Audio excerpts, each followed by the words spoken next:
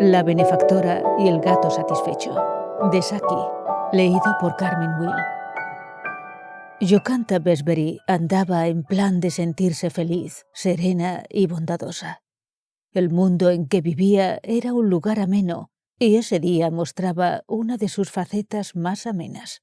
Gregory había logrado venir a casa para almorzar deprisa y fumarse un pitillo en la acogedora salita de descanso. El almuerzo había estado bueno, y aún quedaba tiempo para hacerles justicia al café y al tabaco. Ambos eran excelentes, y Gregory era, a su modo, un marido excelente.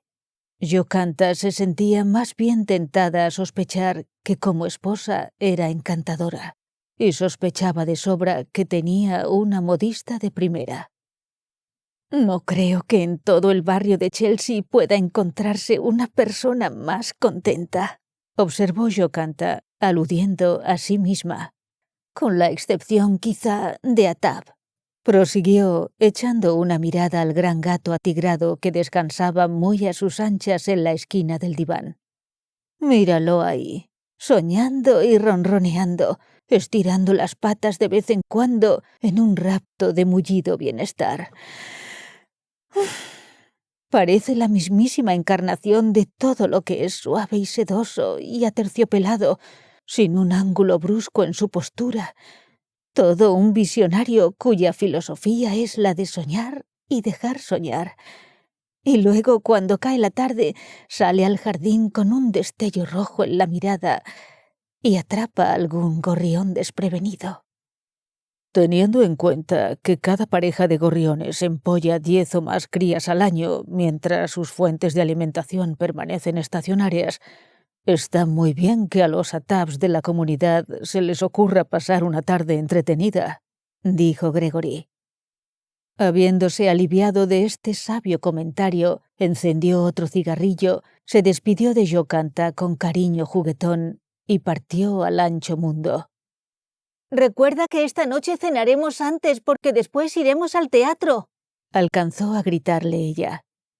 Ya a solas, Jocanta continuó el proceso de contemplar su vida con ojos plácidos e introspectivos.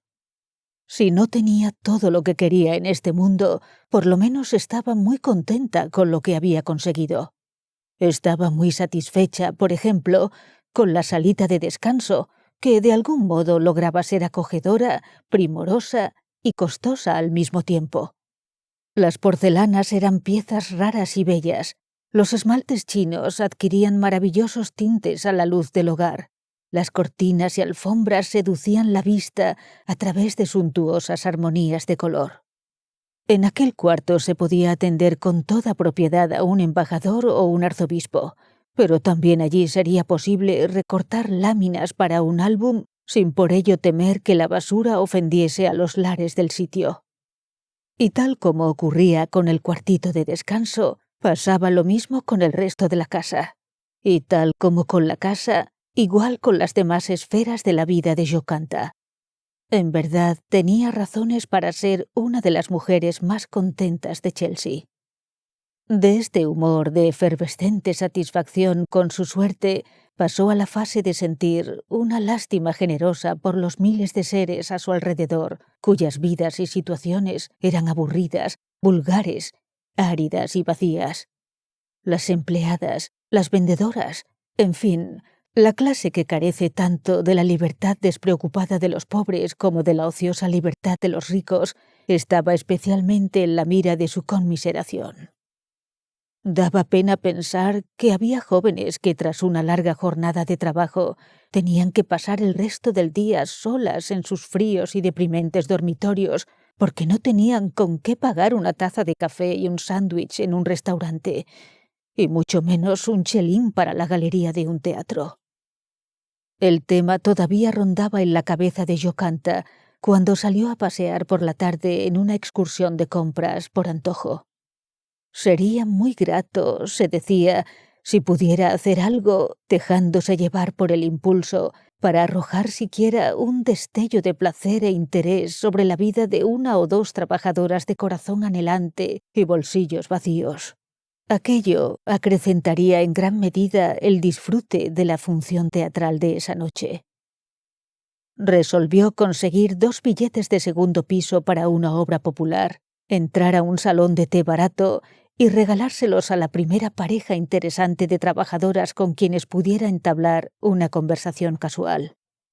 Podía explicar las cosas arguyendo que ella no estaría en condiciones de utilizar los billetes y no quería dejarlos perder, y que por otro lado no deseaba tomarse la molestia de devolverlos. Tras meditarlo más, decidió que lo mejor sería conseguir un solo billete y dárselo a alguna muchacha de aspecto solitario que encontrara sentada ante una comida frugal. A lo mejor la muchacha trababa conocimiento con su vecino de butaca y así comenzaría los cimientos de una amistad duradera. Movida por este fuerte impulso de hada madrina, Jocanta entró a una agencia de billetes y seleccionó con infinito esmero un puesto de gallinero para El pavón amarillo, una obra de teatro que por esos días despertaba numerosas críticas y discusiones.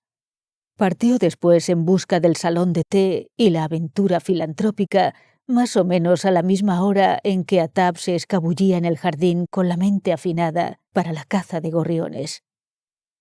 En un rincón de un saloncito anónimo encontró una mesa libre en donde se instaló rápidamente, motivada por el hecho de que en la mesa contigua había una joven de facciones bastante ordinarias, mirada apática y cansada, y un aire general de resignada soledad. Su vestido era de mala calidad, pero aspiraba a estar a la moda. Tenía un bonito pelo, aunque un cutis más bien feo. Estaba terminando una modesta comida de té con panecillos y no difería mucho de las miles de jóvenes que en ese preciso momento terminaban, empezaban o seguían tomando el té en los salones de Londres. Las posibilidades estaban muy a favor de la suposición de que jamás hubiera visto El pavón amarillo. Evidentemente, proporcionaba excelente material para el primer ensayo de Jocanta como benefactora por azar. Jocanta pidió té y un panecillo y luego dirigió una mirada amistosa a su vecina con el propósito de llamarle la atención. Justo en ese momento, la cara de la muchacha se iluminó de placer. Sus ojos chispearon, se sonrojaron sus mejillas y estuvo a punto de lucir bonita. Un hombre joven, a quien saludó con un cariñoso «Hola, Bertie», Hola, Bertie. vino hasta su mesa y tomó asiento frente a ella. Jocanta miró con ojos penetrantes al recién llegado. Tenía cara de ser unos años más joven que ella misma, y era mucho más guapo que Gregory. De hecho, bastante más guapo que cualquiera de los jóvenes de su grupo de amigos. Conjeturó que sería un cortés dependiente de algún almacén de ventas al por mayor, que se las apañaba para subsistir y divertirse con un salario diminuto y que dispondría de unas vacaciones de 2 semanas al año.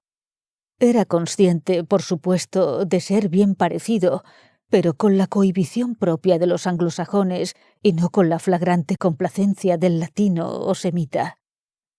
Era obvio que mantenía estrechas relaciones de amistad con la muchacha con quien conversaba.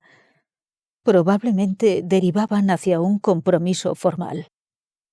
Jocanta se imaginó el hogar del muchacho en una esfera muy reducida, con una madre latosa que a todas horas quería saber cómo y dónde pasaba él las noches. A su debido tiempo cambiaría aquella pesada esclavitud por un hogar propio, regido por la falta crónica de libras, chelines y peniques, y la escasez de casi todas las cosas que hacen la vida cómoda y atractiva. Jocanta se sintió en extremo apiadada de él. Se preguntó si habría visto El pavón amarillo. Las posibilidades estaban muy a favor de la suposición de que no lo hubiera visto. La muchacha había terminado el té y dentro de poco regresaría al trabajo.